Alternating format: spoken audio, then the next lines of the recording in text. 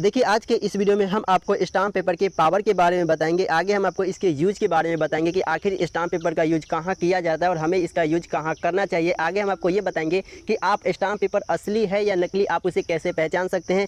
आगे हम आपको ये बताएंगे कि स्टाम्प पेपर कितने प्रकार के होते हैं। आगे हम आपको ये बताएंगे कि हमें स्टाम्प पेपर को कहाँ से खरीदना चाहिए और हमें कहाँ से खरीदना नहीं चाहिए। दोनों बातें हम आपको बताएंगे। आगे हम आपको ये बताएंगे कि हमें किस केस में कितने रुपये का स्टाम्प पेपर का यूज करना चाहिए। तो तमाम सारी बातें बताएंगे, तो आप वीडियो को बिल्कुल स्किप मत कीजिएगा, वीडियो को पूरा जरूर देखिएगा। तो चलिए हम वीडियो को शुरू करते हैं। देखिए सबसे पहले तो ये समझते हैं कि आखिर स्टाम्प पेपर का पावर क्या होता है। तो देखिए हम आपको ये बता दें कि स्टाम्प पेपर का इस्तेमाल लीगल डॉक्यूमेंट बनाने के रूप में किया जाता है। यानी कि इसका इस्तेमाल आप देखेंगे तो कोर्ट वगैरह में होता है। अगर हमें कहीं ज़मीन वगैरह को रजिस्ट्री कराने का होता है तो वहाँ पर इसका यूज होता है। कहीं पर मकान किराए पर लेना होता है तो इसका यूज किया जाता है। यानी कि एक तौर पर इसका पावर की बात करें तो एक सबूत के तौर पर इसे बनाया जाता है, जिसे हम लीगल डॉक्यूमेंट की तरह मानते हैं। इसका हम यूज जैसे कि देख सकते हैं, किराए वगैरह का ज़मीन लेना हो तो वहाँ पर करते हैं। आगे हम देखेंगे तो एफीडीपी बनवाने के यूज में हम करते हैं, एग्रीमेंट बनाने के हम इसका इस्तेमाल करते हैं। यानी कि उन सबों में हम इसका क्या करते हैं, यूज करते हैं। अगर ऐसे में मान के चलिए कभी ज़मीन रजिस्ट्री कराया था और साथ में क्या किया था कि आपने स्टाम्प पेपर भी बनवा रखा था, तो ऐसे में क्या होगा, सामने वाला व्यक्ति किसी भी तरीके से मुखर जाता है, यानी कि वो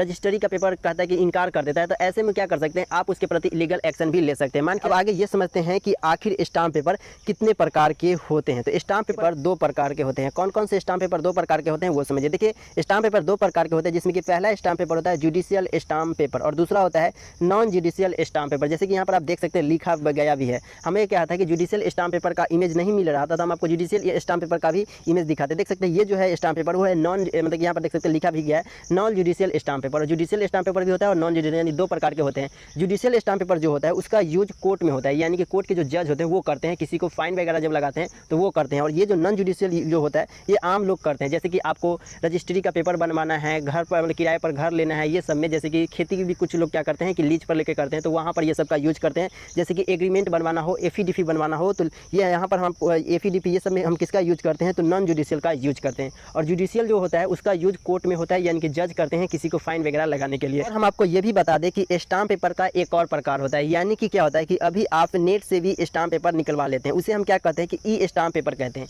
यानी कि जो आप ऑनलाइन स्टाम्प पेपर निकलवाते हैं उसे हम लोग क्या करते हैं, ई स्टाम्प पेपर कहते हैं। वो भी दो प्रकार का होता है। यहाँ पर देख सकते हैं ये कौन सा है, नॉन जुडिशियल स्टाम्प पेपर। ऊपर में लिखा गया भी होगा, हम आपको जूम करके दिखाते हैं। देख सकते हैं यहाँ पर लिखा भी गया है कि नॉन जुडिशियल स्टाम्प पेपर है। और यहाँ पर जो आप ऐसे ऑफलाइन जाकर के खरीदते हैं, आगे हम आपको बताएंगे कि कहाँ से इसे खरीदा जाता है। तो अगर आप ऑफलाइन जाकर के खरीदते हैं तो उसे हम डायरेक्ट स्टाम्प पेपर कहते हैं, और अगर हम ऑनलाइन निकालते हैं तो हम उसे ई स्टाम्प पेपर कहते हैं। तो अब ये समझिए कि इसका इस्तेमाल हम कब तक कर सकते हैं। यानी कि मान के चलिए कि आपने ज़मीन रजिस्ट्री के कारण क्या किया कि एक स्टाम्प पेपर खरीद करके लाएं, और वो मान के चलिए ज़मीन रजिस्ट्री मतलब कि नहीं हो पाया, यानी कि आप खरीद करके लाएं और आपका स्टाम्प पेपर यूज नहीं हुआ, तो उसके बाद यानी कि खरीद करके लाए हैं आज, तो उसके कितने दिनों बाद तक आप इसका यूज कर सकते हैं। तो हम आपको ये बता दें कि इसका यूज आप कभी भी कर सकते हैं। यानी कि आप मान के चलिए आप क्या किए कि अभी जाकर के दुकान से खरीद कर लाए। यहाँ पर हम आपको बता दें कि दुकान में नहीं मिलता है, कहाँ मिलता है हम आपको आगे बताएंगे। तो यहाँ पर मान के चलिए कि आपने खरीद करके लाए और वो उसका यूज नहीं कर पाए, तो इसका यूज आप भविष्य में कभी भी कर सकते हैं। तो यहाँ पर आप ध्यान रखेंगे कि इसका यूज आप कभी भी कर सकते हैं, इसके रिगार्डिंग कोई भी बात नहीं कहा गया। आगे ये समझिए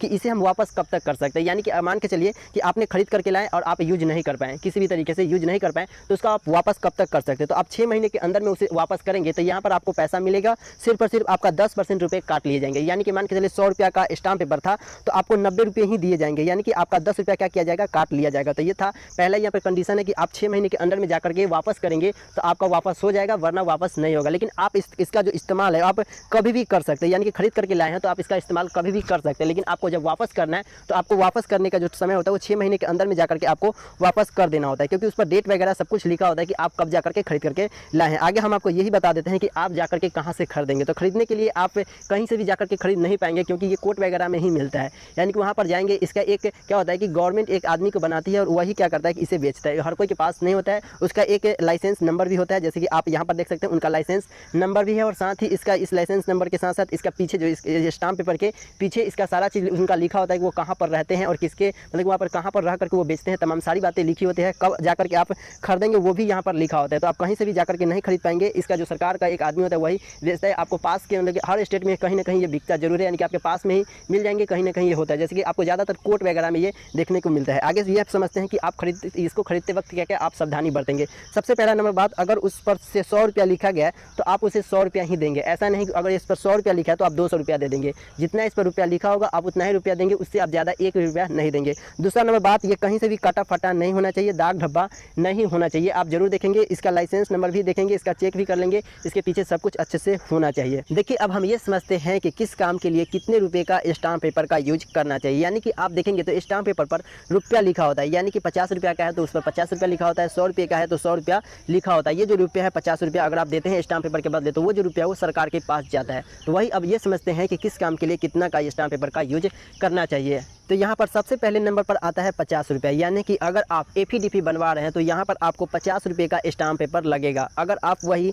यहाँ पर आपको पावर अप्रेंटिस बनवा रहे हैं तो आपको यहाँ पर 100 रुपया लगेगा। आगे अगर आप यहाँ पर आप किसी भी तरीके से एग्रीमेंट बनवाते हैं, यो चाहे वो किसी भी चीज़ का हो, एग्रीमेंट के लिए आपको 500 रुपये का लगता है, यानी कि आपको 500 रुपये का स्टाम्प पेपर लगता है। आगे हम आपको ये बता दें कि अगर आप किसी भी तरीके से बिजनेस करते हैं, पार्टनरशिप में पैसा रुपया लगाए हैं, तो उसके लिए अगर आप पार्टनरशिप वगैरह के लिए आप करते हैं तो आपको 2000 रुपये का स्टाम्प पेपर लगेगा। तो उम्मीद है कि ये सब बातें आपको समझ में आई होगी। तो मिलेंगे एक नेक्स्ट वीडियो में एक नई जानकारी के साथ, तब तक के लिए जय हिंद।